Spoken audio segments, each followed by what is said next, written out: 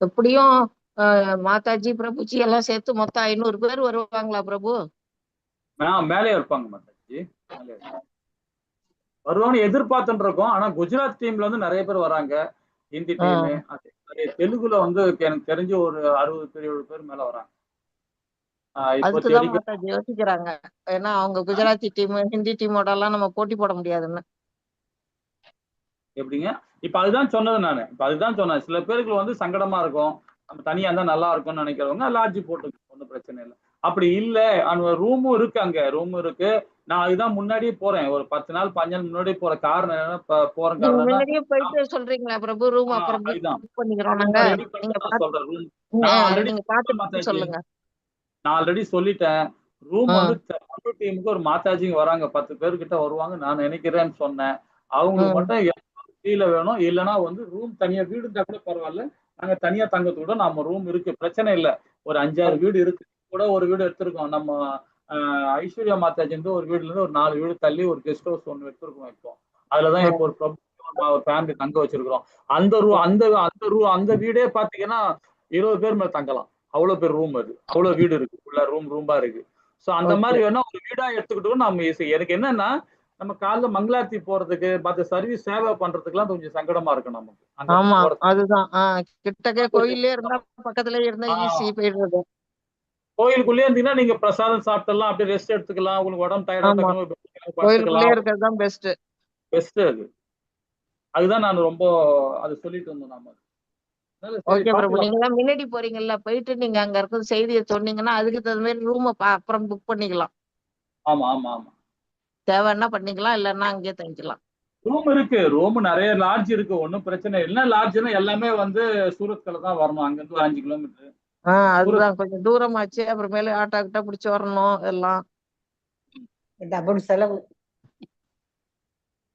செலவு ஒரு பக்கம், கரெக்டா டயத்துக்கு வர்றது கஷ்டம் இல்ல. ஆமா, இல்ல ரொம்ப நீங்க அந்த மாதிரி இல்ல. நம்ம கிட்ட ஒரு மொத்தம் வந்து 2-3 வெஹிக்கிள் இருக்கு, கார் இருக்கு, ஒன்றும் பிரச்சனை இல்லை. இல்லைன்னா வந்து அதுக்கு வேன் அரேஞ்ச் பண்ணலாம் தான் பிரபுஜி சொல்லியிருக்கிறாங்க. ஏதாவது வேற அரேஞ்ச் பண்ணலாம் அப்படின்னு சொல்லியிருக்காங்க. அது எதாவது அரேஞ்ச் பண்ணுவாங்க மாத்தாஜி. அதே மாதிரி கோவிலுக்கு பூரிக்கு இந்த இதுக்கு கூட்டும் போறதுக்கு, அது எங்க உடுப்பிக்கு கூட்டும் போறதுக்கு கூட ஏற்பாடு பண்ணியிருக்காரு. அதுவும் நம்ம கோவில் செலவுலேயே கூட்டும் போயிடலாம் அப்படின்னு சொல்லியிருக்காரு. அதனால ஓகே. வரவங்களுக்கு அப்புறம் அங்க அப்புறம் மத்துவாச்சாரி போய் அவருடைய ஹவுஸ் தலத்துக்கு வீடு. வீட்டுக்கு அதெல்லாம் கூட்டும் போது கூட அவர் பிளான் பண்ணியிருக்காரு. ஓகே. வரவங்க ஒரு 4 நாள் முன்னாடி வந்தீங்கன்னா ரொம்ப நல்லா இருக்கும். ஏன்னா டிராமாக்கு வந்து நம்ம எல்லாமே வந்து கலை இது பண்றோம். ஏன்னா டிஜிட்டல் இதான் பண்ணிட்டு இருக்கோம் ரொம்ப. நம்ம சென்னை ஸ்தானம் நல்லா பண்ணாங்க இப்ப நம்ம இதுல. ஸோ அது மாதிரி பண்ணணும்னு கேட்டாங்க. அப்ப அதுக்கு தான் இந்த ப்ரொஜெக்டர் இதெல்லாம் ரெடி பண்ணிட்டு இருக்கேன். இப்போ அது சென்னையில இருந்து கொண்டு போறோம். அதுக்குள்ள காஸ்ட் எல்லாம் ரெண்ட் எல்லாம் அதிகமா, அதுதான் நான் முன்னாடி போறது. ஸோ அது வந்து இப்ப ரொம்ப நல்லா இருந்தது பிரபுஜி, அது ஏற்பாடு பண்ணுங்கன்னாங்க. ஸோ அதுதான் ஏற்பாடு பண்ணிட்டு இருக்கிறோம்.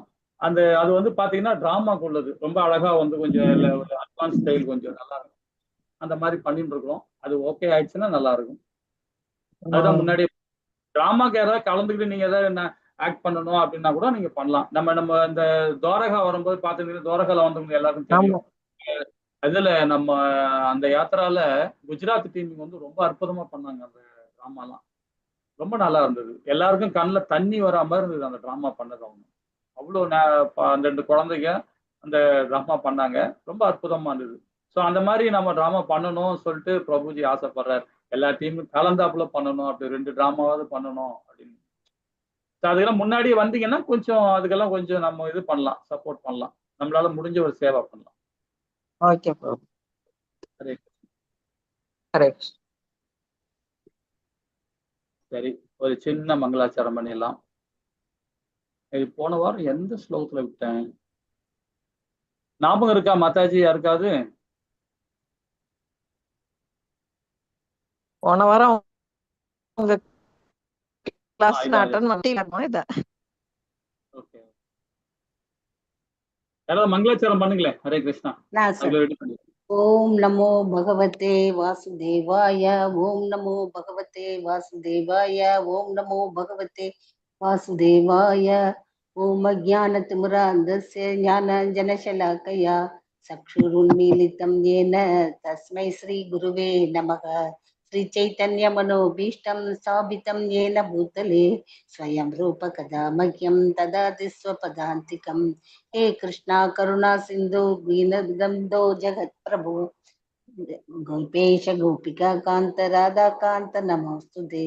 नमो ओं विष्णुपदाय कृष्णप्रेष्ठाय भूतले श्रीमते जयपताक स्वामिन् इति नामिने।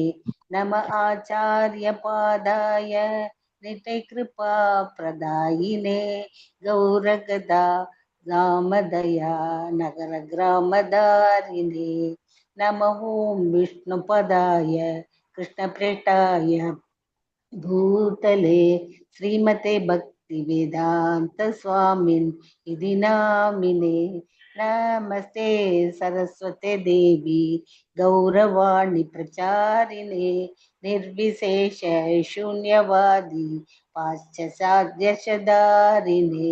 जय श्री कृष्ण चैतन्य प्रभो नित्यानंद श्री अद्वैत गदाधर श्रीवासादि गौर भक्त वृंदा। हरे कृष्णा कृष्ण कृष्णा हरे हरे हरे रामा राम राम हरे हरे हरे कृष्णा कृष्ण कृष्णा हरे हरे हरे रामा राम राम हरे हरे हरे कृष्णा। ஹரே கிருஷ்ண மாதாஜி. ஹரே கிருஷ்ணா. சரி, ஆரம்பிச்சிடலாம். ஒரு சின்ன நாம ஒரு மங்களாச்சரம் பண்ணிடலாம். ஓம் நமோ பகவதே வாசுதேவாயே. ஓம் நமோ பகவதே வாசுதேவாயே. ஓம் நமோ பகவதே வாசுதேவாயே. ஓம் ஹரே கிருஷ்ணா. இதற்கு எல்லாருக்கும் நமஸ்காரம். ஹரே கிருஷ்ணா. காண்டம் நம்ம 2வது கண்டம் 9வது அத்தியாயம் 7வது ஸ்லோகத்துல இருந்து நம்ம படிக்க வேண்டியிருக்கு. நம்ம போன லாஸ்ட் டைம் பாத்தீங்கன்னா 6வது ஸ்லோகத்துல பார்த்தோம். 7வது ஸ்லோகத்துல நம்ம இன்னைக்கு பார்க்க போறோம். அதாவது அவருடைய தவத்தை பத்தியும் அவருடைய இருப்பிடத்தை கண்டுபிடிக்க முடியாம கஷ்டப்பட்டு இருக்கார். அது பகவான் அவரே ரொம்ப அழகா நமக்கு அவர் பகவானுக்கு எடுத்து கொடுக்கிறார். அதை பத்தி பார்க்க போறோம் இப்போ. ஹரே கிருஷ்ணா. ஹரே கிருஷ்ணா பிரபுஜி. ஹரே கிருஷ்ணா பிரபுஜி. ஹரே கிருஷ்ணா மாதாஜி. ஹரே 7வது ஸ்லோகம் படிக்கிறீங்களா? நான் படிக்கிறேன் மாதாஜி. நிசயம் யத்தத் வக்த்ரோத்தத்ரிக்ஷயா திசோ விலோக்ய தத்ரான் யத் அபஸ்யமானக ஸ்வதிஷ்ணம் தஷ்யன்யம் மாதஸ்ய மாஸ்தாய விம்ருஸ்ய தத்திதம் தபசி உபாதிஷ்ட இவாதித்தே மனக. ஓசையை கேட்டதும் அதை உச்சரித்தவர் யார் என்பதை எல்லா திசைகளிலும் தேடி கண்டுபிடிக்க அவர் முயன்றார். ஆனால் தன்னை தவிர வேறொருவரையும் அவரால் காண முடியவில்லை.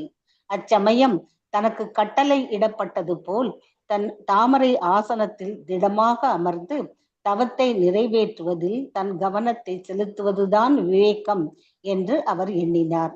பொருளுரை: வாழ்வில் வெற்றி பெறுவதற்கு படைப்பின் துவக்கத்தில் முதல் ஜீவராசியாக தோன்றிய பிரம்மதேவரின் உதாரணத்தை ஒருவர் பின்பற்ற வேண்டும்.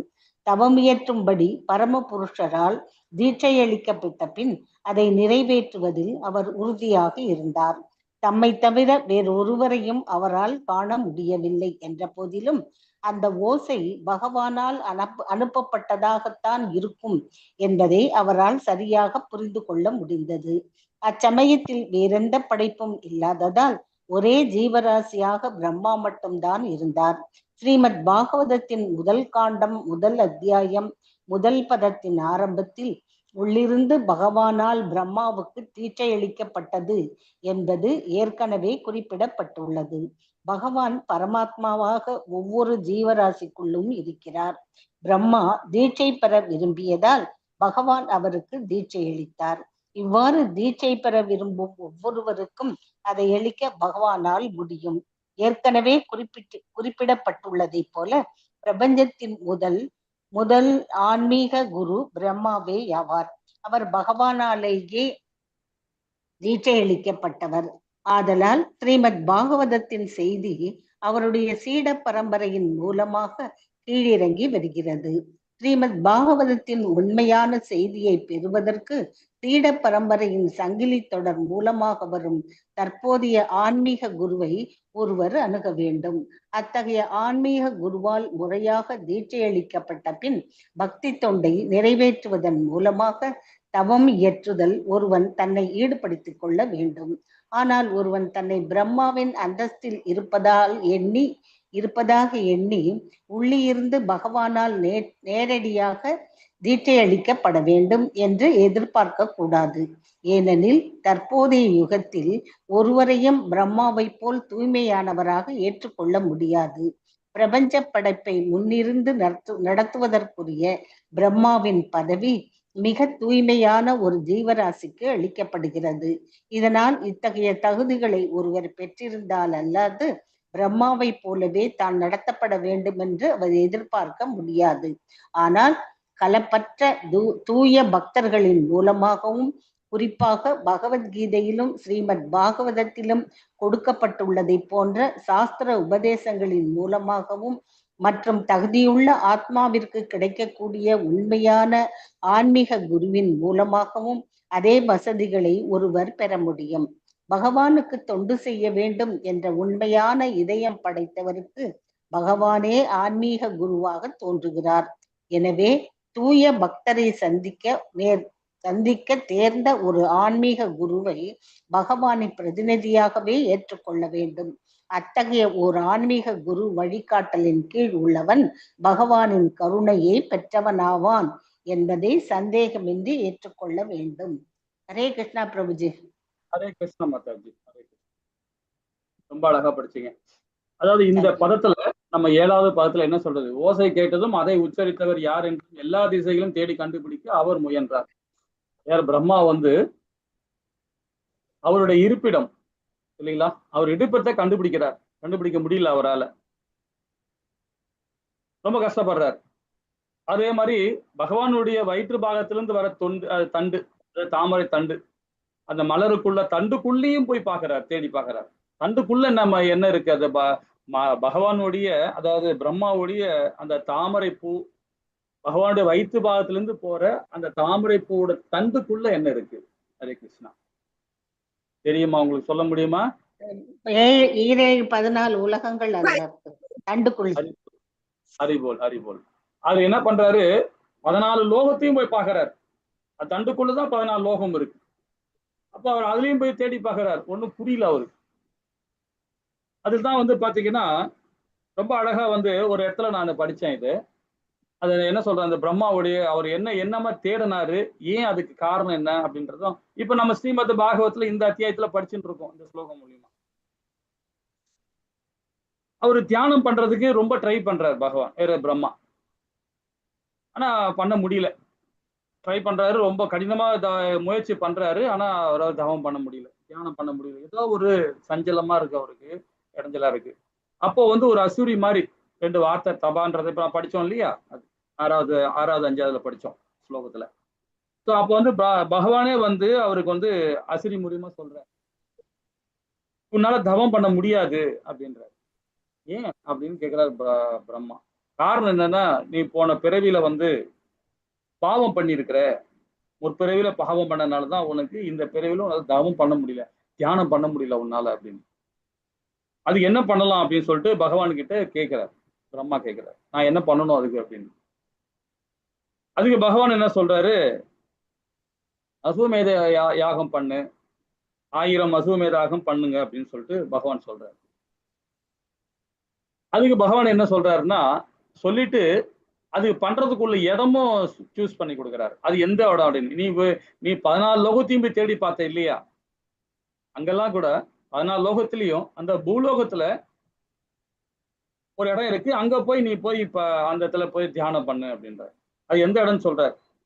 சந்தியா விரத சேத்திரம் அப்படின்ற ஒரு இடம். அது அதாவது சந்தியா விந்திய சேத்திரம் அப்படின்னு சொல்ற இடம், விரதம் பண்ற இடம். ஸோ அந்த இடம் அங்க இருக்குன்னு சொல்லிட்டு இப்ப பூமிக்கு வர்றார், பிரம்மா வர்றார், பூலோகத்துக்கு பாக்குறாரு. பார்த்த உடனே பாத்தீங்கன்னா அதுதான் அது காட்சி பாக்குறாரு. அது கா என்ற அர்த்தத்துல எழும்புது. அதுதான் காஞ்சிபுரம், இப்ப இருக்கிற காஞ்சிபுரம். ஸோ அந்த இடத்துல தான் பிரம்மா தவம் இருக்கிறார். அப்போ அந்த இடத்துல தவம் இருக்கும்போது விஸ்வகர்மா கூப்பிட்டு இந்த யாகத்தை நடத்துறதுக்குள்ள ஏற்பாடுலாம் பண்ணுன்னு சொல்லிட்டு பிரம்மா வந்து அவர்கிட்ட ஒப்படைக்கிறார் விஸ்வகர்மா கிட்ட. அவர் என்ன பண்றாரு, அது எல்லாம் ரெடி பண்றாரு, தியானம் பண்றதுக்கு எல்லாம் ரெடி பண்றாரு. அப்போ தியானம் பண்ண உட்கார வராரு பிரம்மா வரார். இப்போ அவருடைய புரோகிதரா இருக்கிறாரு, அவரு வசிஷ்டர் வந்து புரோகிதரா இருக்கிறார். அப்புறம் புரோகிதர் அவர் சொல்றாரு, வசிஷ்டர் சொல்றாரு, தந்தையே தாயை கூப்பிட்டு நீங்க 2 பேருமே இருந்து தியானம் பண்ணா ரொம்ப நாள் இந்த யாகம் பூர்த்தி அடையும் இல்லையா அப்படின்னு சொல்றாரு பிரம்மா கிட்ட. அப்போ அவரு பிரம்மா சொல்றாரு, சரஸ்வதி கோச்சிக்கிட்டு அவங்க வந்து வடக்கு போயிட்டாங்க, வடக்குல போய் தியானம் பண்ண போயிட்டாங்க அப்படின்னு சொல்லிட்டு கோச்சிக்கிட்டு போயிட்டாங்க அப்படின்னு. அப்படி இருந்தாரு, நீங்க 2 பேருமே இருந்து யாகம் பண்ணா அது பூர்ணம் அடையும் அப்படின்னு சொல்லிட்டு திரும்ப திரும்ப சொல்றாரு. அப்ப நீயே வேணா கூப்பிட்டு பாரு அப்படின்னு சொல்றாரு. பிரம்மா சொன்ன உடனே இவர் வசிஷ்டர் என்ன பண்றாரு, நேரா போறார். அங்க போய் அவங்ககிட்ட கேட்கிறார். தாயிட்ட கேட்ட உடனே தாய் என்ன சொல்றாங்க, கோச்சிக்கிட்டு நான் வரமாட்டேன் அப்படின்னு சொல்லிட்டு பிடிவாதமா சொல்லிட்டாங்க. சரி, உடனே இவர் திருப்பி வர்றார். பிரம்மா இது வசிஷ்டர் வந்து பிரம்மா கிட்ட சொன்ன உடனே அப்புறம் சாவித்திரியும் காயத்ரியும், அவர் 3 மனைவி இல்லையா பிரம்மாக்கு, சரஸ்வதி, சாவித்திரி, காயத்ரி. அப்ப சரஸ்வதி தாயார் இல்லை, அதனால சாவித்திரியும் காயத்ரியும் வச்சு 2 பேரையுமே வச்சு அவர் வந்து யாகத்தை பூர்ணகிறார். அப்ப திரும்பவும் அந்த யாகத்தை ஸ்டார்ட் பண்ணும்போது பார்த்தீங்கன்னா ஒரு இடைஞ்சல் வருது. என்ன இடைஞ்சல் பார்த்தீங்கன்னா, அசுரர்கள்லாம் வந்து காஞ்சிபுரத்துல வந்து அவருக்கு வந்து யாகம் பண்ணக்கூடாதுன்றதுல தொல்லை கொடுக்க ஆரம்பிச்சிட்டாங்க. தொல்லை கொடுக்க ஆரம்பிச்ச பிறகு அப்ப என்ன பண்றாரு அவரு, அப்படியே இருள் சூழ்ந்து விட்டுறாங்க, ஃபுல்லா கம்ப்ளீட்டா வந்து இருளாக்கிடுறாங்க.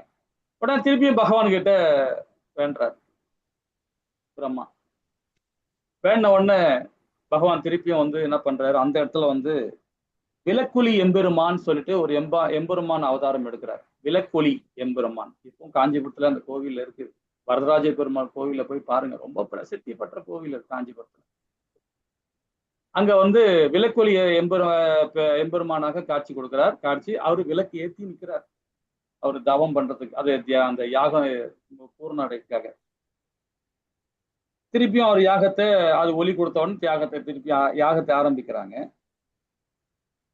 ஆரம்பிச்சது இல்லாம விளக்கேற்றது மாத்திரம் இல்லாம பகவான் வந்து 8 கைகளோட வந்து அவதாரம் கொடுக்கிறார். அவதாரம் கொடுத்து அந்த அசுரர்களை வதம் பண்றார் பகவான்.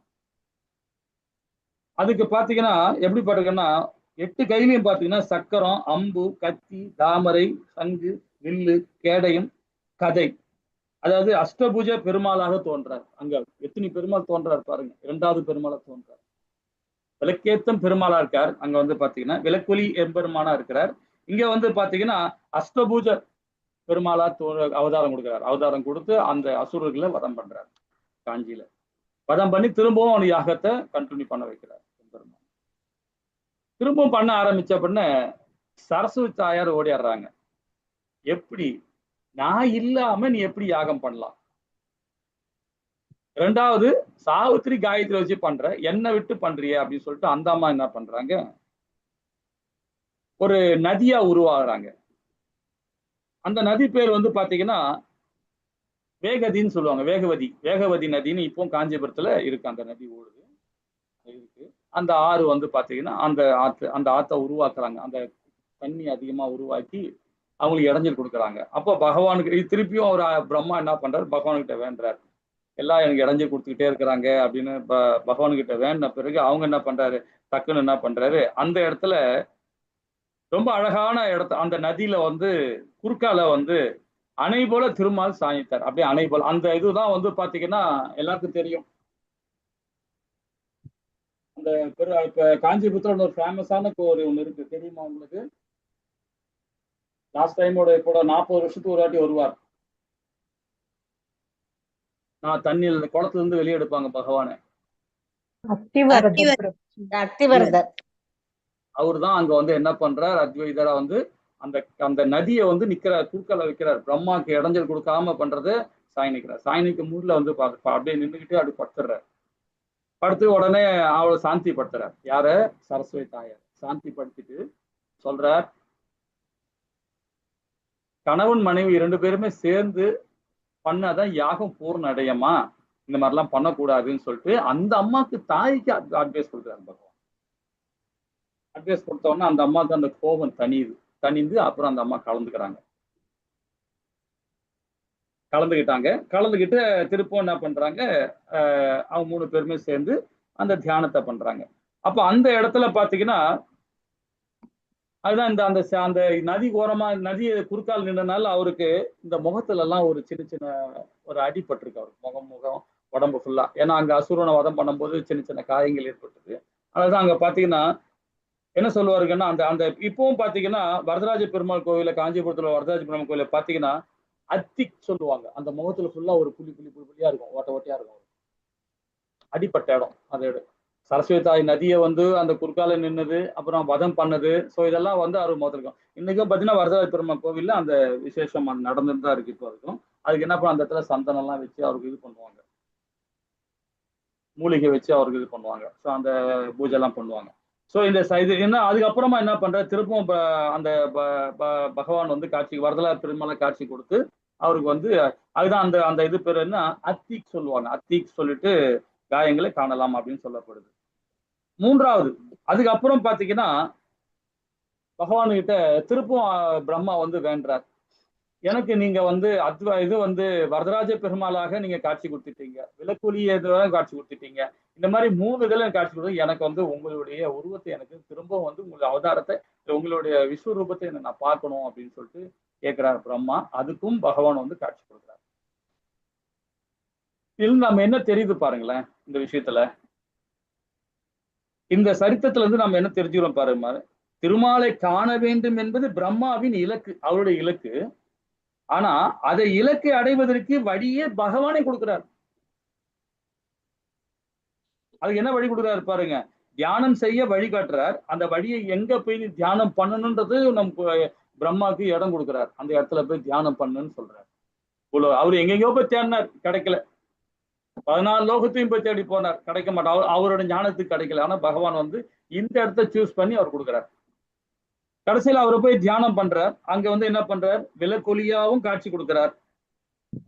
ஆயுதங்களோடு வந்து அசுரரையும் வீழ்த்தினார்.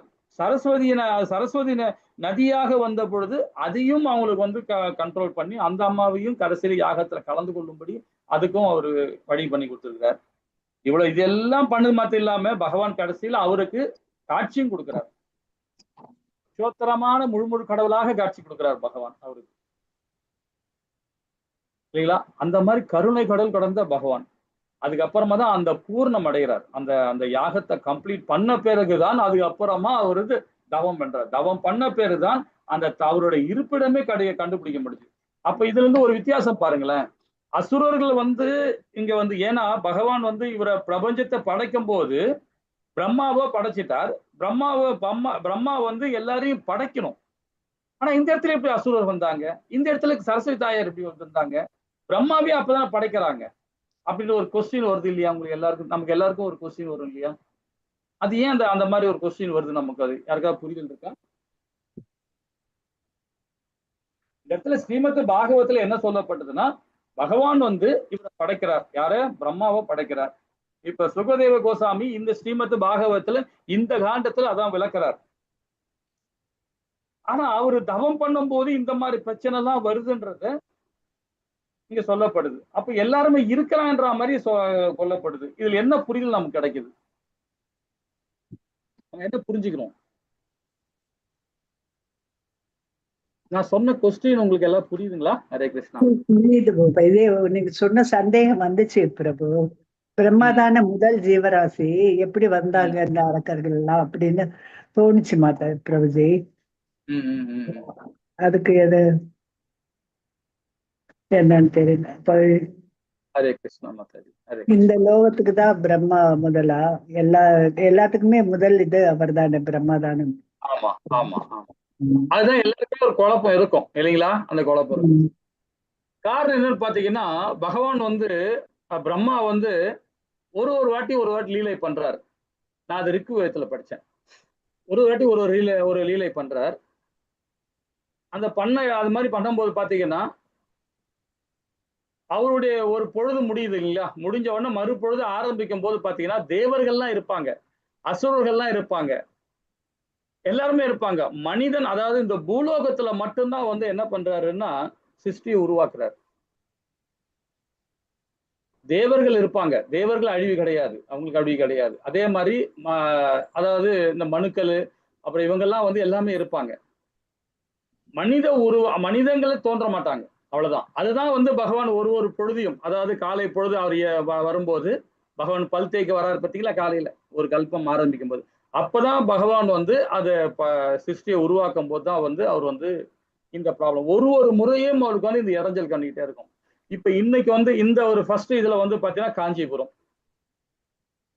இன்னொருத்துல வந்து பாத்தீங்கன்னா இன்னொரு வாட்டி பிரபஞ்சம் படைக்கும் போது 2வது இது மாதிரி ஒரு 1000 பிரச்சனை அவர் படைச்சிட்டே இருக்கும்போது ஒரு ட்ரிப்பும் அந்த மாதிரி அவருக்கு அந்த இது வரும். பிரம்மா கும்பகோணத்துல ஒரு கோவில் இருக்கு, அந்த இடம் அதுக்கு நான் அடுத்த வாரம் சொல்றேன். நான் கும்பகோணத்துல இது மாதிரி ஒரு இடமும் ஒரு புண்ணிய ஸ்தலத்துல அவர் தேர்ந்தெடுத்து அந்த இடத்துல அவர் அந்த லீலை கொடுக்குறாரு. பிரம்மா மூலியமா அந்த லீலை கொடுக்குறாரு பகவான். ஓகேங்களா? இதுதான் நம்ம புரிஞ்சுக்கலாம். ஹரே கிருஷ்ணா. சரி, அடுத்த பதம் என்ன சொல்லுங்க? பிரபுஜி நான் படிக்கிறேன். திவ்யம் சகஸ்ராப்தம் அமோக தர்ஷனோ விதானிலாத்மா விஜிதோ பயேந்திரியாக அதப்யதஸ்மஹ ஆகில லோகதாபனம் தபஸ்தபீயாம் ஸ்தபாதாம் சமாயிதஹ. மொழிபெயர்ப்பு. பிரம்மதேவர் தேவர்களின் கணக்குப்படி 1000 ஆண்டுகள் தவம் இயற்றினார். உன்னதமான இந்த அசிரீரியை கேட்ட அவர் அதை தெய்வ வாக்காக ஏற்று தமது மனதையும் புலன்களையும் கட்டுப்படுத்தினார். அவர் இயற்றிய தவங்கள் ஜீவராசிகளுக்கு மிகச் சிறந்த பாடமாக அமைகின்றன. இவ்வாறாக அவர் எல்லா தபஸ்விகளிலும் மிகச் சிறந்தவர் என அறியப்படுகிறார். பொருளுரை. பிரம்மதேவர் தப என்னும் அசிரீரியை கேட்டார். ஆனால் அவ்வோசையை எழுப்பியவரை அவர் காணவில்லை. இருப்பினும் அவ்வுபதேசம் தமக்கு நன்மை பயக்க கூடியதுதான் என்றெண்ணி அதை ஏற்றுக்கொண்ட அவர் 1000 தேவ ஆண்டுகள் தம்மை தியானத்தில் ஈடுபடுத்திக் கொண்டார். ஒரு தேவ ஆண்டு நம்முடைய கணக்குப்படி 6 × 30 × 12 × 1000 ஆண்டுகளுக்கு சமமானதாகும். பகவானின் பரிபூரணமான நிலையில் அவருக்கிருந்த உண்மையான நம்பிக்கையின் காரணத்தால் தான் அவ்வோசையை அவர் ஏற்றுக்கொண்டார். அவரது தீர்க்க தரிசனத்தால் பகவானுக்கும் அவரது உபதேசத்திற்கும் இடையில் அவர் வேறுபாட்டை காணவில்லை. பகவானிடம் இருந்து வரும் ஒளியில் பகவான் தமது ரூபத்தை காட்டவில்லை என்றாலும் அந்த ஒளிக்கும் பகவானுக்கும் வேறுபாடு கிடையாது. அத்தகைய திவ்யமான உபதேசத்தை ஏற்றுக்கொள்வதே அனைத்தையும் புரிந்து கொள்வதற்குரிய மிகச்சிறந்த வழியாகும். அனைவருக்கும் முக்கிய ஆன்மீக குருவான பிரம்மாவே உன்னதறிவை பெறும் இம்முறைக்கு சிறந்த உதாரணம் ஆவார்.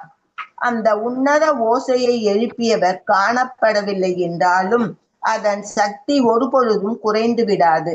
எனவே ஸ்ரீமத் பாகவதத்தையும் பகவத்கீதையும் உலகில் உள்ள பிற வேத நூல்களையும் சாதாரண பௌதீக நூல்களாக கருதவே கூடாது. உன்னதமான ஓசையை உபதேசத்தை ஒருவன் சரியான நபரிடமிருந்து பெற வேண்டும். அதை உண்மையானதென ஏற்று தயக்கமின்றி அக்கட்டளையை நிறைவேற்ற வேண்டும்.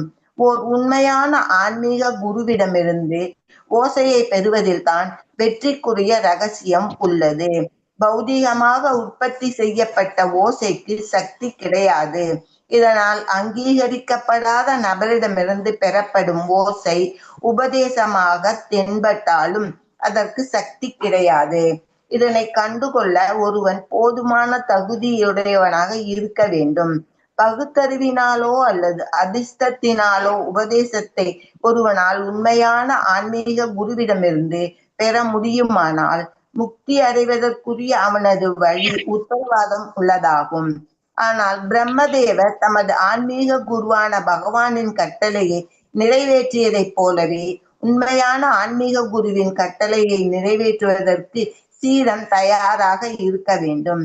இதுவே சீடனுக்குள்ள ஒரே கடமையும் வெற்றிக்குரிய ரகசியமும் ஆகும். பிரம்மதேவர் தமது இருவித புலன்களை புலனறிவின் வாயிலாகவும் புலன் உறுப்புகளின் வாயிலாகவும் கட்டுப்படுத்தினார். ஏனெனில் அத்தகைய புலன்களை பகவானின் கட்டளையை நிறைவேற்றுவதற்கு அவர் ஈடுபடுத்த வேண்டியிருந்தது. எனவே புலன்களை கட்டுப்படுத்துதல் என்பது அவற்றை பகவானின் உன்னத தொண்டில் ஈடுபடுத்துவதை குறிக்கிறது. பகவானின் கட்டளை உண்மையான ஆன்மீக குருவின் வாயிலாக சீட பரம்பரையில் கீழிறங்கி வருகிறது. இதனால் ஆன்மீக குருவின் கட்டளையை நிறைவேற்றுவதே உண்மையான புலனடக்கம் ஆகும். பிரம்மதேவர் முழு நம்பிக்கையுடனும் இதயபூர்வமாகவும் தவத்தை நிறைவேற்றினார். இது பிரம்மாவை பிரபஞ்சத்தின் சிருஷ்டிகர்த்தாவாக ஆக்கும் அளவிற்கு மிக பெரும் சக்தி வாய்ந்தவராக அவரை மாற்றியது. ஆனால் அத்தகைய சக்தி அடைய முடியாததால் அவர் தபஸ்விகளில் மிக சிறந்தவர் என அழைக்கப்படுகிறார். ஹரே கிருஷ்ணா பிரபுஜி. ஹரே கிருஷ்ணா மாதா. இதுல பாத்தீங்கன்னா நம்ம ஸ்ரீமத் பகவத்கீதையில படிச்சிருக்கோம், ஞாபகம் இருக்குன்னு நினைக்கிறேன் இல்லைங்களா? ஒரு சின்ன ஒரு விளக்கம் பார்க்கலாம். அதே மாதிரி இப்போ கொஞ்ச நாள் முன்னாடி நீங்க ராதிகா மாதாஜியோட கிளாஸ்ல நான் இருக்கும்போது இது பண்ணேன். இது இந்த 4 விதமான சமுதாய தூண்கள் சொல்லுவாங்க. 4 விதமான சமுதாய தூண்கள், அதை பத்தி டிஸ்கஸ் பண்ணிட்டு இருந்தீங்க. என்னென்ன தீன்னு சொல்லிட்டு பிரேமா மாதாஜி நோட் பண்ணாங்கன்னு நினைக்கிறேன். அது என்னன்னு சொல்ல முடியுமா? அதை திரும்ப நீங்க கொஞ்சம் படிக்கலாமே கொஞ்சம். பிரபுஜி நீங்க கேள்வி என்ன? அதாவது இப்ப ராதிகா மாதாஜி கூட சேர்ந்து நீங்க அந்த கிளாஸ்ல இருக்கும்போது 4 விதமான பிரபு தவம், தவம், தூய்மை, உண்மை, தர்மம், தர்மம், இரக்கம், தர்மம், 4 மாதாஜி பிரபு. தபஸ், 4 தூண்கள். கருணைகர். அது ஸ்ரீமத் பகவத்கீதை. தயா, தவம், உண்மை, சத்தியம். சத்தியம். ஒரு பேர் வச்சிருக்கீங்க. ஓகே. இது ஸ்ரீமத் பகவத்கீதையிலேயே 5வது அத்தியாயத்துல வருது. ஞாபகம் இருக்குங்களா? 5வது அத்தியாயத்திலே சொல்லியிருக்காரு பகவான் புலன் கட்டுப்பாடு. புலன் கட்டுப்பாடை பார்த்தீங்களா? 1ல இருந்து 12வது பதம் வரைக்கும் 5வது அத்தியாயத்துல ரொம்ப அழகா பகவான் அந்த பகவானுடைய உணர்வோட, அவருடைய உணர்வோட பக்தி கொடுக்கணுன்றது அந்த அத்தியாயத்துல ரொம்ப அழகா சொல்லிருக்காரு. புலன் கட்டுப்பாடை பத்தி சொல்லியிருக்காரு. அதுலதான் 4 விதமான சமுதாய தூண் இருக்கு. நம்ம சமுதாயத்துக்கு ஒரு தூண் உருவாக்கிருக்காரு, 4 தூணை உருவாக்காரு. அந்த 4 தூணையும் சிதைக்க கூடாது. அந்த 4 தூணையும் பாத்தீங்கன்னா, ஒரு நிமிஷம், 4 தூண் தான் என்ன சொல்ல போறேன்னா, கருணை 1, சத்தியம் 2வது, 3வது தவம், 4வது தூய்மை. இப்போ நமக்கு இந்த 4 தூணுமே ஸ்ரீமத் பாகவதத்துல 7வது காண்டத்துல சொல்லப்பட்டிருக்கு. இதை பத்தியும் லீலை மூலியமா சொல்லப்பட்டிருக்காங்க. நீங்க அது படிக்கும்போது போன கொஞ்சம் எல்லாம் கொஞ்சம் வேற ஒரு பேர்ல சொல்லிட்டே இருந்தீங்க. ஆனா இதுதான் என்ன சொல்லணும்னா, கருணை ஃபர்ஸ்ட்ல கருணை. கருணை இருந்தாதான் சத்தியம் கிடைக்கும். ஒரு நிமிஷம், அப்புறம் பேசுறேன்.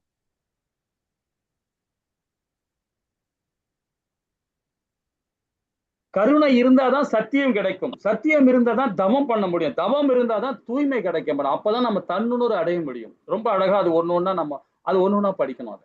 அதுதான் நம்ம என்ன சொல்லுவோம்னா, கருணைனா எப்படி கூட பாருங்களேன். கருணை தூய்மைங்கிறது உடல் தூய்மை, மன தூய்மையை விட ஒரு ஒரு ஆடவன் தன்னுடைய மனைவியோட மட்டும் குடும்பத்துல வாழணும். பிறரோடெல்லாம் வாழ்றது தூய்மை இல்ல. அந்த தூய்மையை தான் இங்க குறிக்குது பிரபுஜி. அதுதான் சொல்ல வர ஒன்னொன்னா சொல்றேன். ஃபர்ஸ்ட்ல கருணை. பிரபுஜி முதல்ல என்ன பிரபுஜி?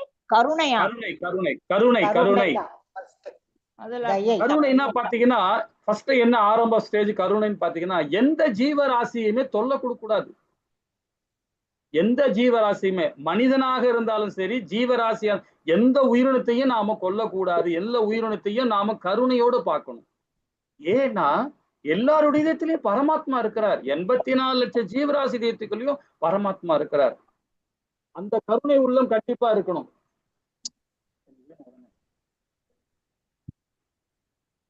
கருணை உள்ளம் இருக்கணும்.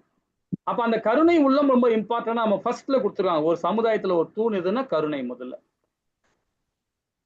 அதுதான் நம்ம இதை புலால் உண்ணக்கூடாதுன்னு சொல்றது. ஓ, அது இதோட சேர்ந்து. ஆமா, புலால் உண்ணக்கூடாது. எல்லா ஜீவராசி நம்ம எப்படி ஒரு எல்லா ஜீவராசியும் நம்ம கருணை இருக்கும்போது எப்படி நம்ம கொல்லுவோம்? எப்படி நம்ம அதை சாப்பிட முடியும்? சாப்பிடக்கூடாது இல்லையா? இது ஸ்ரீமத் பாகவத்துல 8வது காண்டத்துல 7வது காண்டத்திலையும் சொல்லப்பட்டிருக்கு. இதே பகவத்கீதையிலேயே வந்து பாத்தீங்கன்னா 5வது அத்தியாயத்துல சொல்லப்பட்டது. இல்ல பிரபுபாதா 7வது ஸ்லோகத்துல அத்தியாயத்துல 7வது ஸ்லோகத்துல ரொம்ப அழகா விரிவா கொடுத்துக்கிறார் இந்த சமுதாய தூணை பத்தி, கருணைன்ற தூணை பத்தி. நீங்க மறந்துட்டீங்கன்னு நினைக்கிறேன். அது அதே மாதிரி பார்த்தா அதுக்கப்புறம் வந்து அதுக்கு என்ன சொல்றாரு, மாமிசத்தை உண்ணக்கூடாது, புலால் உண்ணக்கூடாதுன்னா கருணைக்கா நம்ம காட்டுற உதாரணம் கொடுத்துருக்காரு சீல பிரபுபாதா இந்த கலிகாலத்துல. அதே மாதிரி அடுத்தது சத்தியம். பொய் முகத்தை உடைச்சு பேசவே கூடாது, உண்மை. பொய் முகம் இருக்கக்கூடாது. உள்ளுக்குள்ள உணர்ச்சிக்கிட்டு வெளியே ஒண்ணு பேசுறது. இனிஷியேஷன் வாங்குறதுக்கு கூட இதெல்லாம் எழுதணும் பிரபுஜி, படிச்சோம் எழுதும், இப்ப மறந்து போச்சு. அதான் மறந்துடும். அப்போ எப்படி இருக்கணும்னா அந்த சத்தியம் எப்படி இருக்கணும் பாத்தீங்கன்னா, நம்ம உள்ளுக்குள்ள ஒண்ணு வச்சுக்கிட்டு வெளியே வந்து பேசவே கூடாது. உள்ளொன்று வைத்து புறமொன்று. அது அதர்மம், அது அதர்மம். நம்ம என்னதான் நீங்க முத்திக்கான காரணத்துக்கு நீங்க பகவான் கிட்ட போய் வேணா கூட அது பலனற்றது. உள்ளுக்குள்ள வச்சுன்னு வெளியே ஒண்ணு பேசவே கூடாது. எது வந்தாலும் பிராங்கா நேரா பேசணும். அதுதான் சத்தியம். அதே மாதிரி வந்து பாத்தீங்கன்னா தவம். எப்படிப்பட்ட தவம் இருக்கணும் பாருங்க.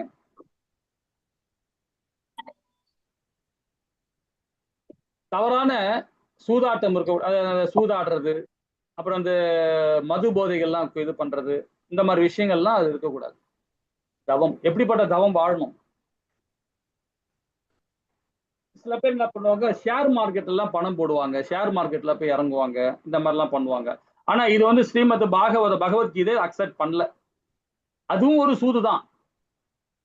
இப்ப லாஸ்ட் டைம் கூட ஒரு ஆள் எனக்கு கேட்டாரு, நம்ம கொஞ்சம் இப்ப நம்ம பௌதிகத்தை குறைச்சிக்கிட்டோம், ஆன்மீகத்தை விருத்தி அடைஞ்சிட்டோம்.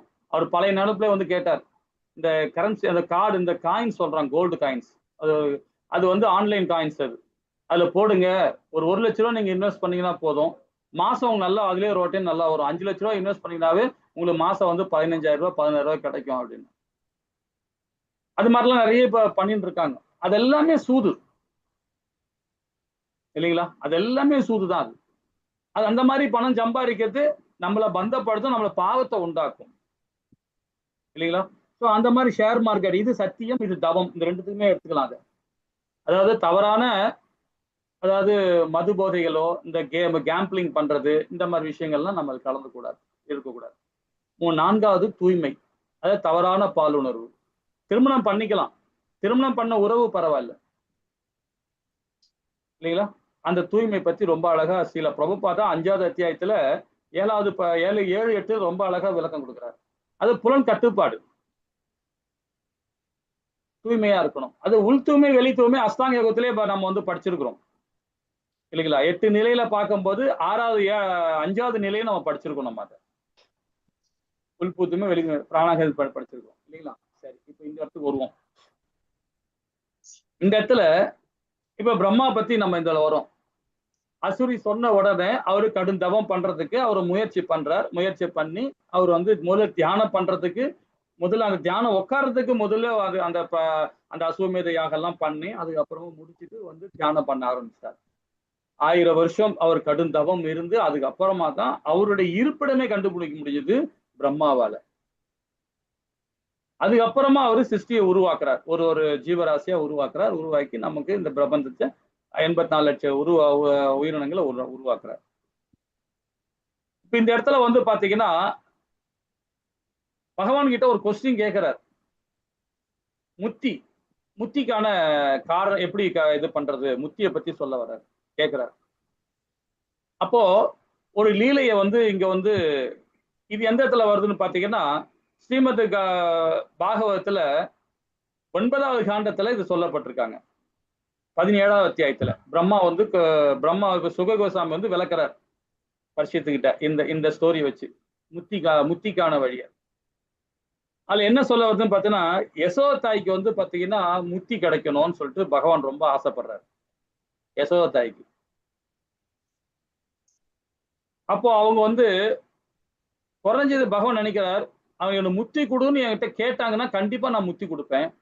ஆனா தாய் கேட்க மாட்டேன்றாங்க, சைலண்டா அப்படியே இருக்காங்க, வராங்க போறாங்க, அப்படியே போய் ஏதோ வேலை பார்த்துக்கிட்டே இருக்கிறாங்க சொல்லிட்டு பகவானுக்கு அப்படியே ஒரு மாதிரி, சரி எப்படியாவது இவன் வாயில இருந்து முத்தின்னு முத்தின்னு ஒரு வார்த்தை வந்தாவே போதும், நான் முத்தி கொடுத்துருவேன். ஆனா அவங்க கேட்க மாட்டாங்க, அதை பத்தி பேச மாட்டாங்க. தாய் உள்ளம் எப்படி இருக்கு பாருங்க, அந்த மாதிரி கருணையா போயிட்டு இருக்காங்க. மகன்கள் கண்டிப்பா அவங்களுக்கு முத்தி கொடுக்கறதுக்கு ஏதாவது ஒரு காரணம் கொடுக்கலையே, அது பகவான் இந்த மாதிரி சொல்றாரு, திங்க் பண்றாரு. அப்போ பகவான் ஒரு லீலையை உருவாக்குறார் யசோதா தாய் கிட்ட. என்ன பண்றாருன்னா, சைலண்டா கம்முன்னு உட்காந்துட்டு விளையாடிக்கிட்டு சேட்டை அதிகமா பண்ணிட்டு இருக்காரு. அப்ப தாயாருக்கு சொல்றாங்க யசோதா தாய், நீ வந்து சைலண்டா கம்முன்னு உட்காந்துட்டு இருக்க, ஏதோ விளையாடிட்டு இருக்க, இப்படி பண்ணிட்டு இருக்க. உன் கூட உள்ள சரிசமா உள்ள பசங்க எல்லாம் பாத்தீங்கன்னா நிறைய ஞானம் பெற்றிருக்காங்க, அறிவோடு இருக்காங்க, நிறைய படிச்சிருக்கிறாங்க, எல்லாம் பண்ணிட்டு இருக்காங்க. நீ இந்த மாதிரி இருக்கிய, உயிர் எழுத்துனா என்ன, மெய் எழுத்துனா என்ன, இதெல்லாம் எதுவுமே தெரியாம இருக்கியாடா அப்படின்னு சொல்லிட்டு கண்ணபிரான கேட்கிறாங்க தாயார் யசோதா. அப்பா பாயிண்ட்ல வந்துட்டாங்கடா அப்படின்னு சொல்லிட்டு பகவான் என்ன பண்றாரு, சரிம்மா நான் ஒண்ணு கேட்கிறேன், எனக்கு பதில் சொல்லு அப்படின்னு. சொல்லு கேள்றா அப்படின்றாங்க. கண்ணன் கேட்கிறார், படித்தால் என்ன கிடைக்கும்னு கேட்கிறாரு. படிச்சா நமக்கு, சரி உங்களை கேட்கிறேன், படிச்சா நமக்கு என்ன கிடைக்கும்? ஞானம் கிடைக்கும். ஞானம் கிடைக்கும். யசோதாய் கரெக்டா சொன்னாங்க, ஞானம் கிடைக்கும்னாங்க. சரி, உடனே திருப்பி பகவான் கேட்கிறார், ஞானம்னா என்ன, என்ன கிடைக்கும்? ஞானம் வந்துச்சு, அப்புறம் என் ஞானம் வந்தா நம்ம என்ன கிடைக்கும் கேட்கிறாங்க. பகவான் கேட்கிறார், விஞ்ஞானம் கிடைக்கணும். விஞ்ஞானம், பகவானை பற்றிய தெரிஞ்சுக்கணும். இதுதான் பகவானை பத்தி ஆழ்ந்த சிந்திக்கும் தன்மை கிடைக்கும்ன்றாங்க. பகவானை பத்தி ஆழ்ந்த சிந்திக்கும். நம்ம பௌதிகத்தெல்லாம் சொல்லக்கூடாது, இங்க சொன்ன ஆன்மீகத்தை மட்டும் தான் மாதாஜி கரெக்டா புடிச்சிட்டாங்க. சிந்திக்கும் தன்மை, பக்தி சிந்திக்கும் தன்மை கிடைக்கும் அப்படின்னு சொல்லிட்டு தாயார் சொல்றாங்க. சரி, பக்தியால என்ன கிடைக்கும் உனக்கு அப்படின்னு கேட்கிறாரு பகவான் கேட்கிறாரு. எப்படி கொண்டு வர்றாரு பாருங்க கரெக்டா. உடனே அந்த அம்மா சொல்லுது, முத்தின்னு சொல்லுது. முத்தின்னு சொல்லிடுச்சு. அம்மா நீ சொல்லிட்ட, உன் வாயால வந்துடுச்சு இப்போ. அப்போ நான் உனக்கு முத்தி கொடுக்கட்டோமா அப்படின்னு. டே இப்ப கொடுத்துட்டு நான் என்னடா பண்றது, உனக்கு கல்யாணம் எல்லாம் பண்ணணும், எவ்வளவு வசதி, இதெல்லாம் பார்க்கணும், நான் தான் முன்னாடி கல்யாணம் பண்ணணும், இதெல்லாம் இருக்கு, இப்பெல்லாம் எனக்கு வேணாப்பா, எல்லாம் முடிட்டோம், உனக்கு கல்யாணம் பண்ண பிறகு அது அப்புறம் முத்தி கொடு அப்படின்றாங்க. தாயார் சொன்ன உடனே, பகவான் சொன்ன உடனே தாயார் சொல்றாங்க, சரி எனக்கு நீங்க எல்லாம் உனக்கு மேரேஜ் எல்லாம் நான் தான் நின்று பண்ணணும் அப்படின்னு. இதுக்கு இடையில என்ன பண்றாரு, ஆயர்கூடல இருந்து என்ன பண்றாரு, அங்க போறார், எங்க துவாரகா கிளம்பிடுறாரு. துவாரகா போன உடனே, அங்க போன உடனே 16,008 மனைவி கல்யாணம் பண்ணிக்கிறாரு. யசோதா எல்லாமே கல்யாணம் பண்ணிக்கிறாரு. ஒருத்தர் கூட கல்யாணம், ஒரு திருமணத்தை கூட அந்த அம்மா பார்க்கல, கலந்துக்கல. அந்த தாய்க்கு எப்படி இருக்கும் பாருங்க. கடைசியில் அந்த தாய் வந்து என்ன ஆச்சு அதுல, அப்போ பகவான் யோசனை பண்றார், நாம அந்த அம்மா தாய் சொன்னதே நம்ம நிறைவேற்ற முடியாம போயிடுச்சு அப்படின்னு சொல்லிட்டு கவலைப்படுறார் பகவான். சரி, அடுத்த லீலையாவது அந்த அம்மாவுக்கு முத்தி கிடைக்கு ஏதாவது பண்ணுவோமே அப்படின்னு சொல்லிட்டு என்ன பண்றாரு, இந்த கலிகாலத்துல வந்து பகவான், அதாவது திருமாலா அவதாரம் கொடுக்கிறார். திருப்பதியில உள்ள திருமாலா அவதாரம் கொடுக்கிறார், வேங்கடனா அவதாரம் கொடுக்கிறார். வேங்கடனா வந்த பிறகு அப்போ வேங்கடனுக்கு திருமணம் பண்ணணும்.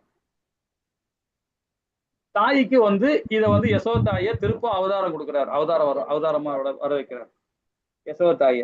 அதுதான் வந்து பாத்தீங்கன்னா பத்மாவதியா, பத்மாவதி தாயாருக்கு பொண்ணு கேட்க போறார். தாய், இந்த தாய் தான் போறாங்க. பேர் தெரியுமா உங்களுக்கு? கரெக்ட், வகுமாதேவி. வகுமாதேவி அவங்கதான் வந்து யசோதா தாய். அப்ப அவங்கதான் போய் பொண்ணு கேட்டு யார்கிட்ட போய் கேக்குறாங்க, பத்மதாயோட தந்தையார்கிட்ட. அவர் யாருன்னு பாத்தீங்கன்னா ஆகாசராஜன், அவர் பேர் ஆகாசராஜன் கிட்ட போய் பொண்ணு கேட்கறாங்க, என் மகனுக்கு கல்யாணம் பண்ணி கொடு அப்படின்னு சொல்லி, திருமால் கல்யாணம் பண்ணி கொடுங்க. உடனே அவங்களும் ஒத்துக்கிறாங்க. ஒத்துக்கிட்டு அந்த அம்மா தான் இன்னும் எல்லாத்தையும் நல்லபடியா கல்யாணம் பண்ணி முடிச்சு கொடுத்துட்டு, அதுக்கப்புறம் அந்த பிராத்தமும் அவங்களுக்கு கை கொடுது. அந்த 16,008 குழந்தை மனைவிக்கும் திருமணம் பண்ணும்போது இல்ல, ஒரு தாய் இல்ல.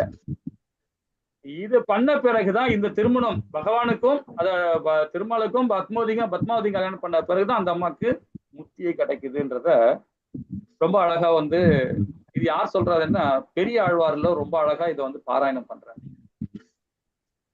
இதை நான் அதுல படிச்சேன். நான் இதுல சோ என்னன்னா முக்திக்கு பகவான் பாருங்க எப்படி எல்லாம் பண்றாரு. அப்போ நம்மளுடைய பேரண்ட், நம்மளுடைய அப்பா அம்மாவுக்கு நம்ம என்ன மாதிரி எல்லாம் பணிவிட பண்ணும் பாருங்களேன். அவர் எவ்வளவு எந்த அளவு சிந்திக்கிறார் பாருங்க பகவான். அது போல நம்மளுடைய தாய்மார்களுக்கு, நம்ம தந்தைமார்களுக்கும் சரி, நாம சிந்திக்கணும். எப்படி நாம அவங்களுக்கு பணிவிட பண்ணலாம், எப்படி நம்ம செய்யலாம், அவங்க என்ன மாதிரி செய்யணும் அப்படின்றத இந்த புராணம் மூலியமா நம்ம புரிஞ்சுக்கிறோம் இல்லைங்களா. இது எதுக்கு சொல்ல வரேன்னா, பிரம்மாவுக்கு ஒரு இடத்துல இந்த விஷயம் தெரிய வருது, இந்த லீலை எப்ப தெரிய வருது. இது எப்ப தெரிய வருதுன்னு பாத்தீங்கன்னா, இந்த பசுமாடையும் இந்த கன்றுக்குட்டிலாம் எடுத்து ஒழிச்சு வச்சிட்டாருல, கோபுரங்கள்லாம் ஒழிச்சு வச்சிட்டாருல, அந்த இடத்துல இந்த ஸ்டோரியை தெரிஞ்சுக்கிறார். இதை விளக்கம் அவருக்கு கிடைக்குது அவருக்கு. ஹரே கிருஷ்ணா. நிறைய படிச்சா நமக்கு நிறைய விஷயங்கள் தெரியும். இதோட நிறுத்திப்போம். அடுத்த ஸ்லோகத்துல என்ன சொல்றது பார்ப்போம். ஹரே கிருஷ்ணா. 9வது ஸ்லோகம் படிக்கிறோம் பிரபுஜி. பிரம்மதேவரின் தவத்தில் மிகவும் திருப்தியுற்ற முழுமுதற் கடவுள் தமது சொந்த வசிப்பிடமாகிய வைகுண்டத்தை மகிழ்ச்சியுடன் வெளிப்படுத்தினார். வைகுண்டம் மற்ற எல்லா கிரகங்களையும் விட பரமமானதாகும். பகவானின் உன்னதமான வசிப்பிடம் எல்லா துன்பங்களையும் பயத்தில் உள்ள தன்னுணர்வு பெற்ற ஆத்மாக்களால் வழங்கப்பட்டது. தவத்தின் மூலம் பிரம்மதேவரால் ஏற்றுக்கொள்ளப்பட்ட துன்பங்கள் பக்தி தொண்டுக்கு ஏற்புடையவையே. இல்லையெனில் பகவானின் சொந்த வசிப்பிடமாகிய வைகுண்டம் பிரம்மதேவரின் கண்களுக்கு புலப்படுவதற்கு வாய்ப்பில்லை. பகவானின் சொந்த வசிப்பிடங்கள் அருவவாதிகள் என்பதை போல பொய்யானவையோ அல்லது பௌதீகமானவையோ அல்ல. அந்த உன்னதமான வசிப்பிடங்களை பற்றிய உணர்வு தொண்டின் மூலமாக மட்டுமே சாத்தியமாகும். அத்தகைய வசிப்பிடங்களுக்கு பக்தர்கள் நுழைவு பெறுகின்றனர். தவமியற்றுவதில் துன்பம் இருக்கத்தான் செய்கிறது. ஆனால் பக்தியோகத்தை நிறைவேற்றும் பொழுது ஏற்றுக்கொள்ளும் துன்பம் துவக்கத்திலிருந்து உன்னத ஆனந்தத்தை அளிக்கிறது. அப்படி இருக்க தன்னுணர்வுக்கான ஞான யோகம் எவ்விதமான வைகுண்ட உணர்வு இல்லாத தானியங்களற்ற உணர்வுகளை கற்பதில் லாபம் இல்லை.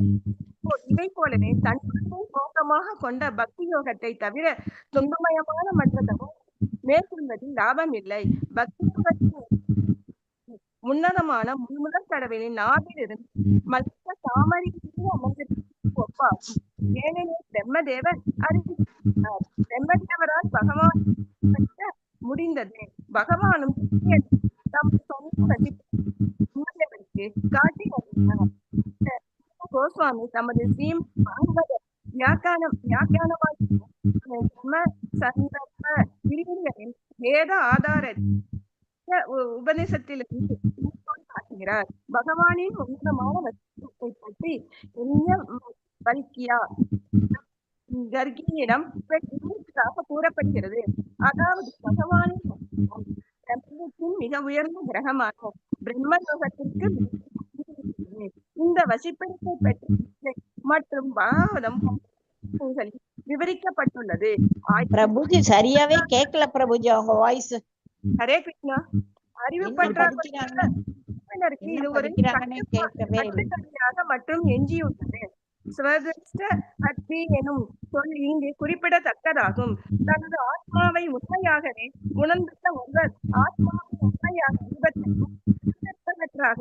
ஆத்மா பகவான் ஆகியோரை பற்றி அருவ உணர்வு முழுமையானதல்ல. ஏனெனில் அது பௌதீக உடல்களை பெற்றுள்ளவர்களுக்கு எதிரான ஒரு கருத்தாகும். பகவானும் அவரது பக்தர்களும் உன்னதமானவர்கள் ஆவர். அவர்களுக்கு ஜட உடல்கள் கிடையாது. ஜட உடல் 5 வகையான துன்பங்களால் சூழப்பட்டுள்ளது. அவை அறியாமை, பௌதீக எண்ணம், பற்று, விரோதம் மற்றும் அழுந்தி கிடத்தல் ஆகியவையாகும். இவ்வனைத்து வகையான பௌதீக துன்பங்களால் ஒருவன் ஒடுக்கப்பட்டுள்ள வகை வைகுண்ட லோகங்களில் நுழைவெனும் கேள்விக்கு இடமில்லை. ஆத்மாவின் மீதான அருவக் கொள்கையானது பௌதீக உருவத்தை மறுப்பதாகும். உன்னத வசிப்பிடத்திலுள்ள ரூபங்கள் பின்வரும் பதங்களில் விவரிக்கப்பட்டுள்ளன. பிரம்மாவும் கூட வைகுண்ட லோகத்தில் மிக உயர்ந்த கிரகமான கோலோக பிருந்தாவனத்தை பற்றி குறிப்பிட்டுள்ளார். அங்கு நூற்றுக்கணக்கான ஆயிரக்கணக்கான லட்சுமிகள் சூழப்பட்டவராய் உன்னதமான சுரபி பசுக்களை வைத்திருக்கும் ஓர் இடைச்சிறுவனாக பகவான் வாழ்கிறார். சிந்தாமணி பிரகார சத்மசு கல்ப விருட்ச லக்ஷ விருதேச சுரபி அபிபாலயந்தம் லக்ஷ்மி சகசிர சத சம்பிரம சேவியமானம் கோவிந்தம் ஆதி புருஷம் தம் மகம் பஜாமி அத் கத்வானா நிவர்தந்தே தத் தாம பரமம் மம எனும் பகவத்கீதையின் கூற்றும் இவ்விடத்தில் உறுதி செய்யப்பட்டுள்ளது. பரமம் என்பது உன்னதமான பிரம்மத்தை குறிக்கிறது. எனவே பகவானின் வசிப்பிடமும் கூட அவரிலிருந்து மாறுபடாத பிரம்மமேயாகும். பகவான் வைகுண்டம் என்றும் அழைக்கப்படுகிறார். அவரது வசிப்பிடம் வைகுண்டம் என்றே அழைக்கப்படுகிறது. உன்னதமான உருவத்தாலும் புலனாலும் இத்தகைய வைகுண்ட தன்னுணர்வும் வழிபாட்டை பெற முடியும். ஹரே கிருஷ்ணா பிரபுஜி. ஹரே கிருஷ்ணா மாதாஜி. ஹரே கிருஷ்ணா. இப்ப இங்க பகவான் பிரம்மதேவர் வந்து பாத்தீங்கன்னா கடும் தவம் பண்ணார். தவம் பண்ண உடனே அவருக்கு அந்த பிராத்தம் கிடைச்சது. அதாவது வைகுந்தம் அந்த பிராத்தம் கிடைச்சது. அந்த வைகுந்தத்துக்கு போறது உள்ள தகுதிகள் என்ன, மக்களுக்கு என்ன தகுதி என்ன அப்படின்றதையும் ஒரு இதுவா நான் அது மாதிரி தகுதிகள் பத்தியா நிறைய ஸ்டோரி இருக்கு. 1000 ஸ்டோரி நான் படிக்கலாம், நிறைய இருக்கு. அது மாதிரி இருக்கு. அதுல ஒரு சின்ன ஒரு ஸ்டோரி மட்டும் பாடலாம். அதுக்கு என்ன தகுதி வேணும் வைகுந்தம் போறதுக்கு. இப்ப பிரம்மா வந்து அதை கண்டுபிடிச்சிட்டார். கண்டுபிடிச்சு அது எப்படி இருக்கணும்ன்றத ஒரு இந்த இடத்துல சீல பிரபுபாதா நம்ம ஒரு பொருள் வரை கொடுத்தாரு. இதுல வந்து ஒரு சின்ன ஒரு கதை பாருங்களேன். பிரம்மாவுடைய ஒரு மகன் இருக்கார். அவர் பேர் என்ன, பிருகு. அவர் வந்து சப்த ரிஷியில வந்து அதாவது பாத்தீங்கன்னா பிரஜாபதியில ஒரு பெரிய பிரஜாபதி. அவர் ஒண்ணு பெருமுனியில பிருகுன்னு ஒரு முனி இருக்கார் இல்லைங்களா. அவர் ஒரு மகரிஷி தான். ஸோ அவருக்கு வந்து பாத்தீங்கன்னா அவருடைய எப்பவுமே வந்து அவர் நல்ல ஒரு பிரைட்டா இருப்பார். பிருகு நல்ல பிரைட்டா இருப்பார். அவர் மேல 1000 தேஜைகள் ஒளி. பகவான் மேல எப்படி தேஜை இருக்குமோ அது மாதிரி வந்து பிருகு மேல எப்பவுமே ஒரு தேஜை இருக்கும். அத வர்ண பகவான் வந்து அதை பார்த்து ரொம்ப வர்ண பகவான் வந்து அவர் மேல ரொம்ப பிரியம் வைக்கிறார். யாரு, பிருகு மேல. அப்போ உடனே அவர் மேல ரொம்ப அன்பு கலந்த பாசத்தோட இருக்கிறார். அப்போ வர்ண பகவானுக்கு ஒரு கேறார், நீ எனக்கு மகனாக நான் உன்னை தத்து எடுக்க போறேன் அப்படின்னு பிருகு கேட்கிறார். பிருகிட்ட சொல்றாரு வர்ண பகவான். அப்போ உடனே பிருகு என்ன சொல்றாரு, ஓகே உங்க விருப்பம்னா அது ஓகே, நான் மகனா கூட நான் என்ன தத்து எடுத்துங்க அப்படின்னு. ஆனா அதுல ஒரு சின்ன ஒரு எனக்கு வந்து ஏதாவது சன்மானம் கொடுக்கணும் எனக்கு அப்படின்னு கேட்கிறாரு. சன்மானம் ஏதாவது சன்மானம் கொடுங்க அப்படின்னு உடனே சரி ஓகே சன்மானம் கொடுக்கறதுக்கும் அவர் ரெடியாரு. அதுக்கு என்ன சொல்ற, என்ன சன்மானம் சொல்றாரு வர்ண பகவான், பிரம்ம வித்யாவை நான் உனக்கு வந்து பாராயணம் பண்றேன், உபதேசம் பண்றேன் அப்படின்ற யாரு, வர்ண பகவான். சரி ஓகே அப்படின்னு. அப்போ அது வர்ண பகவான் என்ன சொன்னது செஞ்சிட்டார். அது பிரம்மா வித்யா வந்து அந்த வேதத்தை கொடுத்துட்டார். அவரும் அதை ஏத்துக்கிட்டார், உள்வாங்கிட்ட பிறகு அவர் ஒண்ணு கேட்கிறார், மகனே இறைவன் யார் தெரியுமா அப்படின்னு ஒரு கொஸ்டின் கேட்கிறார். இறைவன் யார் தெரியுமா அப்படின்னு கொஸ்டின் கேட்கிறார். அப்ப பிறகு வந்து அதை சிந்திக்கிறார். ஆனா சொல்ல தெரியல அவரால், சொல்ல முடியல அவரால். அப்போ உடனே வர்ண பகவான் சொல்றாரு, அது அந்த நிலையை அவருடைய நிலையை தெரிஞ்ச உடனே, பிறகுட நிலையை தெரிஞ்ச உடனே டக்குன்னு இவரு சொல்றார், யாரிடமிருந்து உலகம் அனைத்து உண்டாக்குறதோ, யாரெல்லாம் அனைத்தும் நிலை பெற்றிருக்கிறாரோ, இறுதியில் யாரை சென்று அடைகிறாரோ அவர்தான் இறைவன். இது நன்றாக சிந்தித்துப்பார், இறைவன் நீ அறிந்து கொள்வாய் என்று கூறினார். வர்ண பகவான் வந்து பிருகு கிட்ட சொல்றார். அப்போ திரும்ப யோசனை பண்றார் யாரு, பிருகு. யோசனை பண்ணிட்டு இந்த விஷயங்கள் சொன்ன பிறகு யோசனை பண்றார். அப்ப யாரா இருக்கும், அப்ப எந்த இடத்துல நாம அதை கண்டுபிடிக்க முடியும்? நான் சொன்னது புரிஞ்சுக்கல, பிறகு சொன்னது இது வர்ண பகவான் சொன்னது நீங்க எல்லாம் புரிஞ்சுக்கிட்டீங்களா? ஹரே கிருஷ்ணா. திரும்ப வேணா சொல்றேன். ஹரே கிருஷ்ணா மாதாஜி பிரபு. ஹரே கிருஷ்ணா. ஹரே கிருஷ்ணா பிரபுஜி. புரிஞ்சது. நம்ம யாரிடமிருந்து வந்தோமோ அதே பேக் டு காட் ஹெட் அவரிடமே போய் அடைகிறது. ஆனா அவர் கொஸ்டின் கேட்கறது இது என்ன கேட்கிறாரு பாருங்க, நன்றாக சிந்தித்துப்பார், இறைவனை நீ அறிந்து கொள்வாய் அப்படின்றார். கொள்வாயான்னு கேட்கிறார், ஒரு கொஸ்டின் மாதிரி வைக்கிறார். யார்கிட்ட போய் சேர்றோமோ அவர் தான் இறைவன் அப்படிங்கிறார். அப்படின்னு சொல்லிட்டாரு. அது அப்போ அதுக்கு என்ன வழின்னு கேட்கிறார்.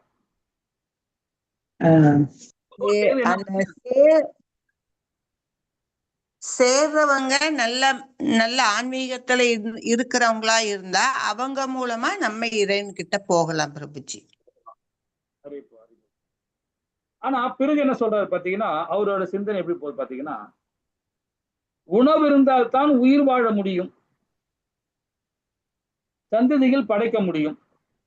உணவு இல்லாவிட்டால் அனைவரும் இருந்து விடுவார்கள். எனவே உணவு தான் இறைவனே அப்படின்னு சொல்லிட்டு அவர் தந்தையிட்ட கேட்கிறார். யார்கிட்ட? வர்ண பகவான்கிட்ட கேட்கிறார். அப்ப வர்ண பகவான் திரும்ப என்ன சொல்றாருன்னா, இன்னும் ஆழ்ந்து சிந்திச்சு பாரு அப்படின்றார். அப்ப முதல் கேள்வி என்ன சொல்லிட்டார்? உணவு பத்தி சொன்னார். உணவு இல்லாம யாருமே ஜீவிக்க முடியாது. உணவுதான் பகவான் இறைவன் அப்படின்ட்டு அவரோட கொஸ்டின் ஆன்சர் கொடுக்குறாரு. அவர் என்ன சொல்றாரு? இல்லன்னு மறுக்கல, அதை மறுக்கல. யாரு? இவரு வர்ண பகவான் மறுக்கல, இன்னும் சிந்திச்சு பாரு அப்படின்றார். அந்த உணவு கிடைக்கணும்னா தண்ணி வேணும்ல. அப்புறம் அவர் என்ன பண்றாரு? சிந்திச்சு பாக்குறாரு. திரும்பவும் சிந்திக்கும் போது அவருக்கு ஒன்னும் யோசனை பண்ணி பாக்குறாரு. சிந்தித்து பாரு சொன்ன உடனே, சிந்திப்பதை நீங்கள் எவ்வளவு வலியுறுத்துகிறோரோ ஒருவேளை சிந்தனையே இறைவனா இருக்க முடியுமோ அப்படின்னு நினைக்கிறார். முதல்ல உணவை பத்தி சிந்திச்சாரு, இப்ப சிந்தனையே தான் இறைவன் அப்படின்றத இடத்துல இவரு புரிஞ்சுக்கிறார். அப்போ அவன் தந்தையார்கிட்ட கேட்கிறார், வர்ண பகவான்கிட்ட கேட்கிறார், இன்னும் ஆழ்ந்து சிந்தித்து பாரு அப்படின்னு திருப்பவும் அவரு கேட்கிறார், சொல்றார் வர்ண பகவான், இன்னும் ஆழ்ந்து சிந்தித்து பாரு அப்படின்றார். உடனே அவரு திருப்பியும் பிறகு யோசனை பண்றார், என்னடா உணவும் இல்லை, சிந்திக்கிற தன்மை இருக்கு இல்லையா, அதுலயும் இறைவன் இல்லை அப்படி நிலையா இருக்கு. சரி, ஒருவேளை பிராணவாயுவா இருக்குமோ, காற்று, அதுலதான் இறைவன் இருக்காரோ, அவர்தான் இறைவனா அப்படின்னு சொல்லிட்டு ஒன்னு சொல்றார். பிராணவாயு ஏற்படும் உயிர்வாளி இருந்தால் தானே அனைவரும் உயிர் வாழ முடியும், இது இல்லாவிட்டால் அனைவரும் அழிந்து விடுவார்கள், அதனால் பிராணவாயு தான் இறைவனா என்று கேட்டார் பிருகு. திரும்ப பிரபு அங்க கேட்கிறார். அப்புறம் திரும்ப என்ன சொல்றாரு வர்ண பகவான், இன்னும் சிந்திச்சு பார் அப்படின்றாரு. இன்னும் சிந்திச்சு பாருன்றார். அப்ப அவர் என்ன பண்றாரு? சிந்தனை அனைத்துமே அவர் என்ன பண்றாரு? மனதில் நிறுத்துறாரு. மனதில் இருந்து தானே உதிக்கிறது, ஒருவேளை மனமே இறைவனாக இருக்கக்கூடுமோ அப்படின்றத பிறகு யோசனை பண்றாரு. அப்போ தந்தையார்கிட்ட கேட்கிறாரு, சொல்றாரு, ஒரு மனமா இருக்குமோ ஒருவேளை இறைவனா இருக்குமோ அப்படின்னு. அப்போ என்ன சொல்றாரு வருது பகவான், இன்னும் நல்லா சிந்திச்சு பாருன்றாரு. என்னடா இது, இதுவும் இல்லையா, அப்ப இவரும் இறைவன் இல்லையா, அப்போ மனமும் இறைவன் இல்லையா அப்படின்னு. ஒருவேளை ஜீவாத்மாவா இருக்குமோ, ஜீவாத்மா உடல் இருந்து தானே உடலால் இயங்க முடியும், ஜீவாத்மா இல்லாவிடில் வெறும் உடலாக எந்த செயலையும் செய்ய இயலாதே, எனவே ஜீவாத்மா தான் இறைவன் என்று நினைக்கிறேன் என்று பிறகு கூறுகிறார். அப்ப திரும்பவும் வர்ண பகவான் என்ன சொல்றாரு? சிந்தித்து பார், இன்னும் சிந்தித்து பாருன்றார். இன்னும் சிந்தனை கொடுக்கின்றார். எத்தனை ஸ்டெப்பு பாருங்க. அப்போ ஆழ்ந்த சிந்தனையும் தந்தையின் அருளாலும் உணவு, சிந்தனை, பிராணவாயு, மனம், ஜீவாத்மா இவை அனைத்துமே கடந்து ஆனந்தம் வடிவெடுத்தமாக சுக ரூபமாக அடையத்தக்க பலன்களை மிக உயர்ந்தனாக இருப்பவனே இறைவன் என உணர்கிறான். அப்போ இந்த 5 விதமான விஷயங்கள் நடந்த பிறகு ஆனந்தம் ஒண்ணு இருக்கு பாத்தீங்கன்னா, சச்சித் ஆனந்தம், அந்த ஆனந்தம் தான் இறைவன் அப்படின்றத கண்டுபிடிச்சிட்டார் பிறகு. அப்ப அந்த ஆனந்தம் எங்க கிடைக்கும்? பகவானுடைய விக்கிரக வழிபாடு மொழிதான் கிடைக்கும்ன்றத இங்க கோடிட்டு காட்டுறார். யாரு? வர்ண பகவான். அத்தகைய ஆனந்த நிறைந்த இறைவனே தனக்கு மருமகனாக வர வேணும்னு சொல்லிட்டு இவர் ஒரு சிந்தனை. யாருக்கு? அப்போ ஆனந்தம் தான் இறைவன் அப்படின்றார். அந்த ஆனந்தத்தை எந்த வகையில் ஆனந்தம் பாருங்கன்னா, ஆன்மீக சிந்தனை உள்ள ஆனந்தம், பௌதிக ஆனந்தம் இல்லை. இப்ப பௌதிக ஞானம் இருக்கு, ஆன்மீக ஞானம் இருக்கு, ரெண்டுமே இருந்தாதான் முக்தி இல்லைங்களா? வெறும் பௌதிகமா இருந்தனா வீழ்ச்சிதான், ஆன்மீகம் இருந்தா முக்தி இல்லைங்களா? அது மாதிரி ஆனந்தம் ஆன்மீகத்துல இருக்கணும். எப்படி இருக்கணும்? ஆத்ம ரூபத்துல இருக்கணும். மனதாலையும் உடலாலையும் புத்தியாலும் செயலாலையும் அது ஆனந்தம் கிடைக்காது. இந்த சொன்ன எல்லா விஷயமே செயலையும் சரி, புத்தியும் சரி, மனமும் சரி, உடலும் சரி, இது எல்லாமே பகவானை மையப்படுத்தி செயல்படும் தான் நமக்கு முக்தி கிடைக்கும். அதுதான் ஆனந்தம் இல்லைங்களா? அந்த ஆனந்தம் தான் வேணும். அப்போ சொன்ன உடனே அவர் புரிஞ்சுக்கிட்டார் பிறகு, ஆஹா ஆனந்தம் தான் இல்லையா? அப்ப ஆனந்தம் கிடைக்கலன்னா பகவானை பிரார்த்திக்கணும். சரி, அப்போ உடனே பிரு யோசனை பண்றார், அந்த திருமாலே எனக்கு மருமகனாக வர வேண்டும் அப்படின்றது அவர் வந்து தந்தையார் கிட்ட கேட்கிறார். யாரும் வர்ண பகவான் கிட்ட. அப்ப வர்ண பகவான் கேட்ட உடனே அதுக்கும் பகவான் உனக்கு கண்டிப்பாக அதுக்கு ஒரு ஏதாவது ஒரு வழி பண்ணுவார் அப்படின்னு சொல்லிட்டு நீ பகவானுகிட்ட அந்த முறையிடு அப்படின்றார். அவர் தந்தையா இருந்தனால அதை சொல்றார். பகவான் கிட்ட கேட்ட உடனே பகவான் என்ன பண்றார், சரி அதுக்கும் ஒரு வழி இருக்கு, அது ஒரு லீலை இருக்கு அப்படின்றார். அப்போ மகாலட்சுமி, அதாவது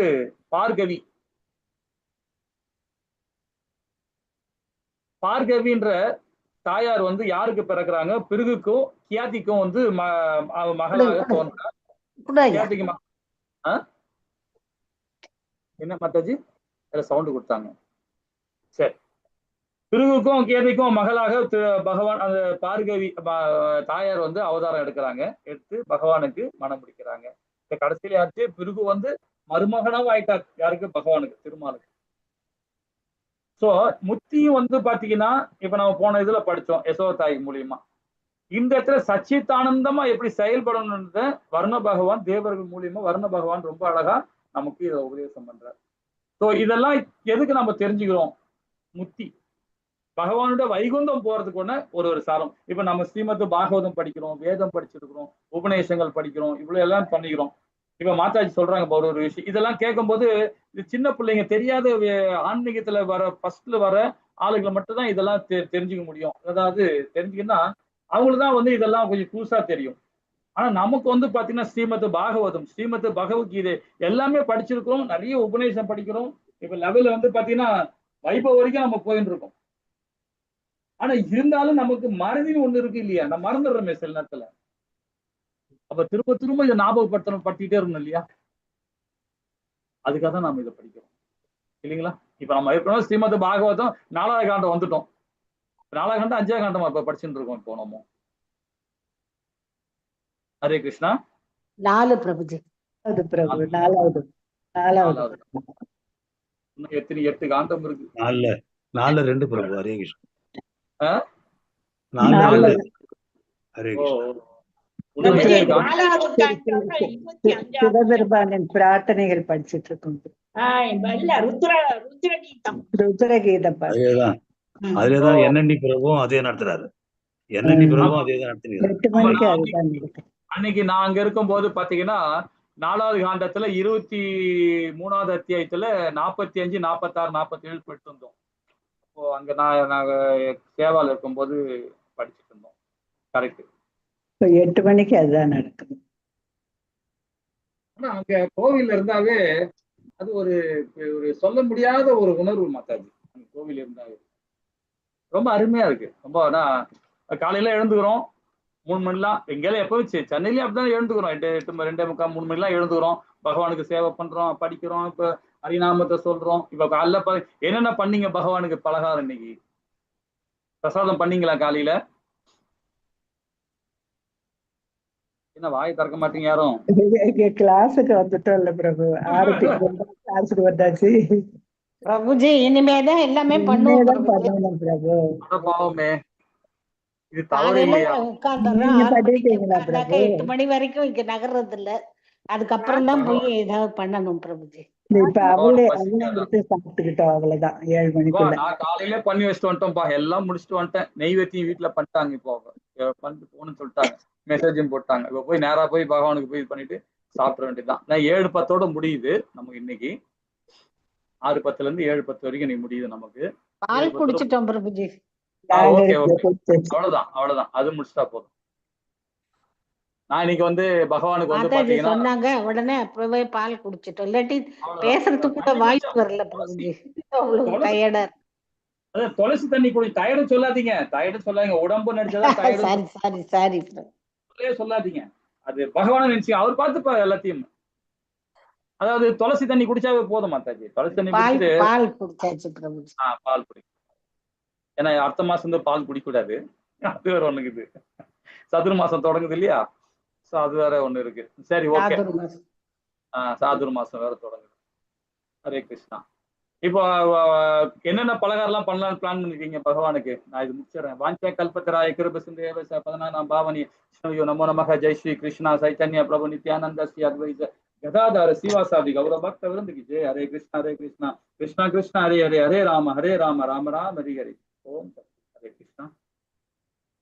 என்னென்ன நீங்க பலகாரம் என்ன சொன்னீங்க? இன்னைக்கு துவாதசி இல்லையா? ஆமா. சுண்டக்காய்